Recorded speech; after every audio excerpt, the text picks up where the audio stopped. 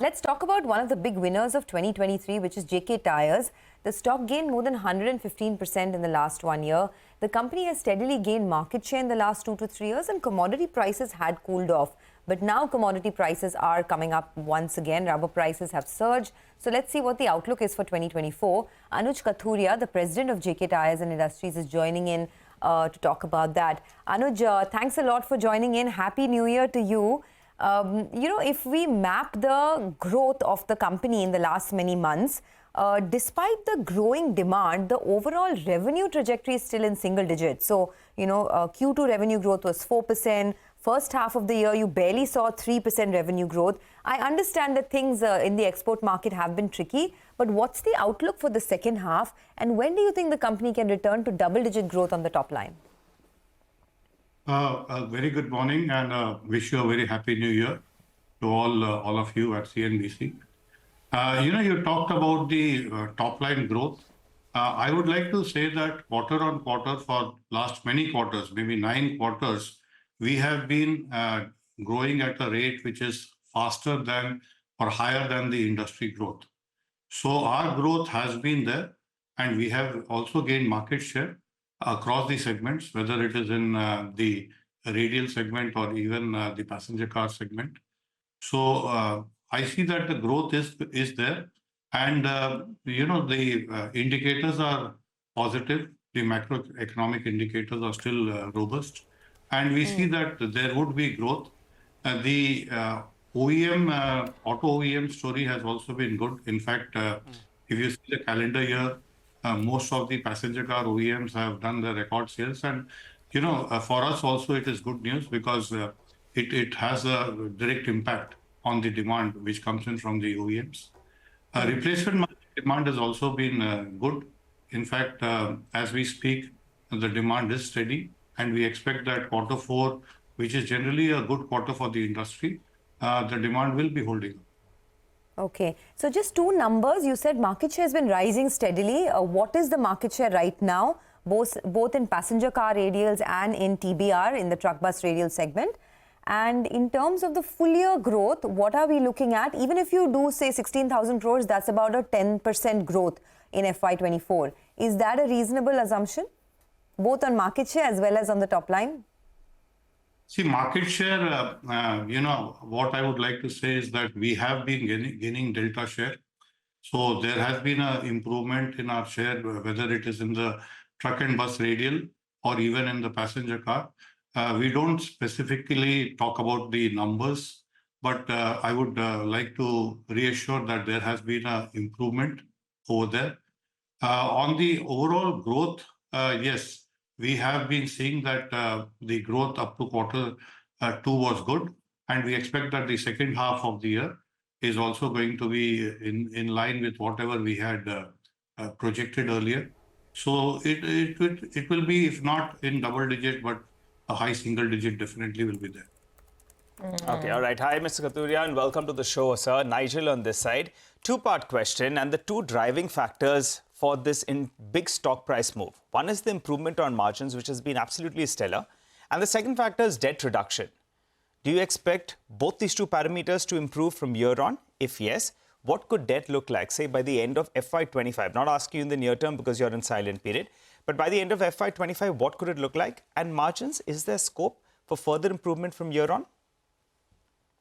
On the debt reduction, we have been steadily improving the situation, as we all know.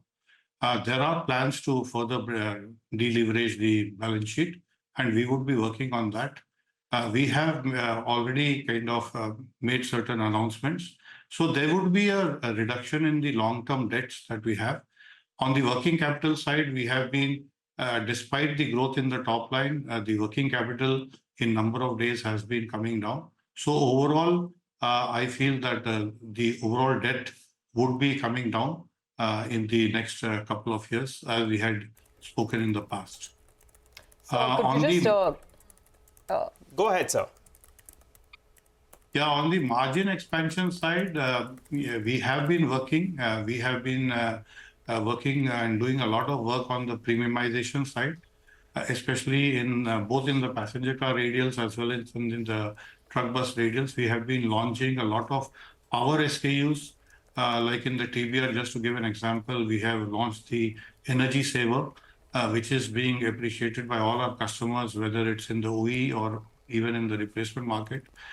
These kind of SKUs actually help us to get a premium over the normal tires. Even in the passenger car, we have been steadily increasing the share of the overall numbers in the higher rim sizes, that is 16-inch and above, and we are making steady progress. So this is likely to continue further for us. This definitely helps us get a better or a richer product mix, which delivers better margins. On the cost side, the efforts are always on.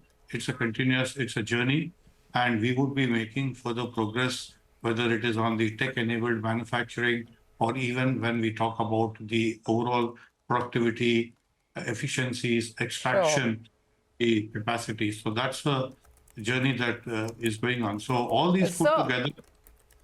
I'm sorry to come in over there on the margin. You explained all the factors. Possible to get some sort of a numerical range, because the second quarter margin number was absolutely phenomenal, 15%. So on a full year basis, steady state basis, what is the kind of margin improvement that you are likely to target? See, we have to also keep in mind that we are in an industry where, it is cyclical, and there is a long-term margin that we should expect. So we have been looking at a margin which was in quarter two, definitely we got a 15% margin, and we should be in that range going forward as well. Okay, all right. So 15% perhaps sustainable going into the future as well. Sir, before we let you go, we must ask you, the next big event, of course, for the country is the budget. And we have a bit of a, budget wish list, that we're compiling for the finance minister. We have a little box here with us, and we have asking people to really put their, wishes out there. So tell us, what is it that you would like the finance minister to perhaps address or focus on?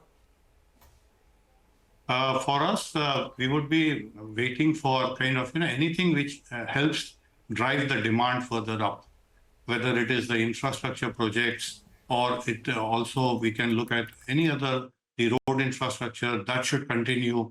We should also be getting a lot of other economic activity because finally for us, if the freight movement that we measure in billion ton kilometers, if that is going to be steady, that is going to be strong, and that has a direct correlation with the GDP growth. So if the overall macroeconomic indicators are going to be strong, I think so for us as an industry, we would be kind of looking forward to such announcements or such initiatives. All right. We hope your wishes come true. Thanks a lot for joining in, sir, and speaking to CNBC TV18. Appreciate your time here.